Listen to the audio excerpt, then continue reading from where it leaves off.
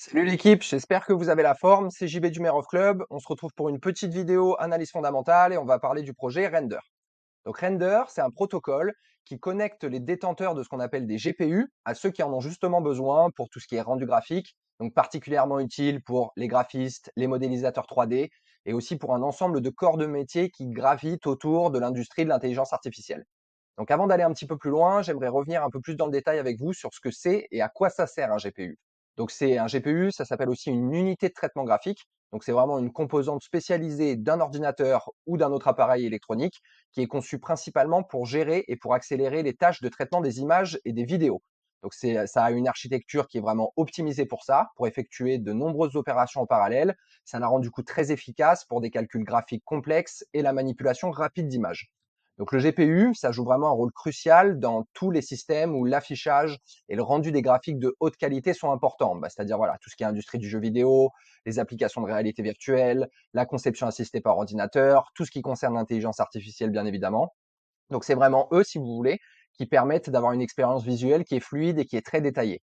D'ailleurs, render, pour le coup, ça vient de l'anglais rendering, et en résumé, le rendering, si vous voulez, c'est la manière dont l'ordinateur transforme des images très basiques, en 2D par exemple, en des images qui sont très détaillées et réalistes en utilisant justement des mathématiques et beaucoup de calculs. Donc si on prend l'exemple dans le réel d'un film par exemple comme Avatar, le rendering, imaginez bien, de chaque image, ça a pris plus de 50 heures de travail informatique. Donc c'est juste monstrueux à l'échelle du film qui dure plus de 2 heures pour le coup. Donc si vous voulez, en dehors des graphiques, ces GPU, ils sont aussi utilisés par d'autres types de calculs comme l'analyse de données massives, l'intelligence artificielle encore une fois, l'apprentissage automatique. Et ils peuvent vraiment, si vous voulez, accélérer le traitement des données et l'exécution éventuelle des algorithmes. Donc vous avez des GPU dans les ordinateurs. Bon, la plupart du temps, ils sont quand même de faible puissance, mais vous en avez aussi dans les PlayStation, vous avez dans les machines de minage de crypto, etc., etc. Pour le coup, on assiste quand même depuis plusieurs mois, voire années, à une crise de la disponibilité de ces GPU. C'est d'ailleurs pour ça que des entreprises comme Nvidia explosent complètement, de par déjà l'extension du secteur de l'intelligence artificielle qui en utilise beaucoup, mais aussi d'autres secteurs comme par exemple voilà, le minage des cryptos. Donc, si vous voulez, Render, ça s'inscrit vraiment comme une des potentielles solutions justement à cette crise via le partage de la puissance de calcul des GPU qui ne sont pas utilisés à ceux qui en ont vraiment besoin. Donc, c'est un projet qui s'inscrit dans le narratif de ce qu'on appelle la DePIN, qui est l'ensemble des infrastructures physiques décentralisées qui sont justement basées sur la blockchain. Donc, Render, ça fonctionne pour le coup sur la blockchain Solana. Au départ, c'est déployé sur Polygon Matic et ils se sont redéployés sur Solana pour aller quand même profiter de son exceptionnelle scalabilité. Donc Render, si vous voulez, ça permet vraiment à tous ceux qui en ont besoin de cette puissance de calcul de pouvoir se connecter à ceux qui ont des GPU inactifs en achetant justement de la puissance de calcul avec le token du protocole qui s'appelle le RNDR. Donc ça peut réduire vraiment le temps de rendu de plusieurs heures à 1 ou 2 heures. Donc ça facilite vraiment le travail de tous ces corps de métier en utilisant la puissance combinée de tous les GPU qui sont disponibles sur le réseau.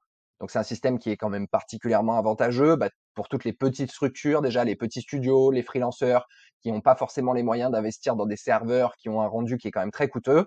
Là, pour le coup, Render, ça leur propose une solution qui est scalable, qui est économique, qui utilise la technologie de la blockchain justement pour faciliter les transactions et réduire les coûts.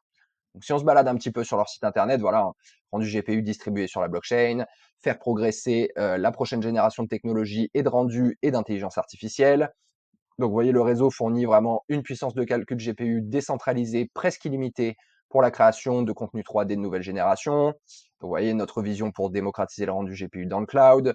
Donc, eux, ce qu'ils veulent, c'est vraiment faire évoluer le réseau. Donc, voilà, la nouvelle génération largement accessible pour répondre aux besoins de contenu des médias immersifs nécessite une augmentation exponentielle de l'échelle de calcul avec une infrastructure efficace parce que voilà, la plupart des GPU restent inactifs, etc., etc. Enfin voilà, n'hésitez pas à aller faire un petit tour sur leur site, vous trouverez pas mal d'infos.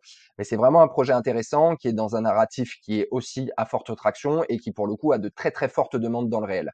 Donc si on va se regarder un petit peu plus du point de vue de sa tokenomics, donc on se retrouve sur CoinMarketCap. Donc on a un projet qui aujourd'hui est classé 35e au niveau du CoinMarketCap. Vous avez une capitalisation boursière proche de 3 milliards de dollars. On a une offre en circulation qui est à peu près de 71% des jetons actuellement en circulation, qui nous donne une capitalisation boursière complètement diluée à un peu plus de 4 milliards. Donc voilà, ça reste tout à fait cohérent.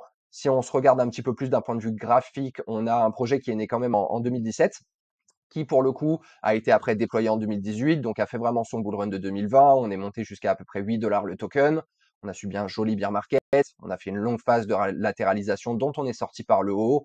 On a recommencé à faire du W et là, on est vraiment reparti dans ce cycle haussier. On était quand même pas loin des 1 dollar. Vous voyez, on était à 1,50 $ en septembre 2023.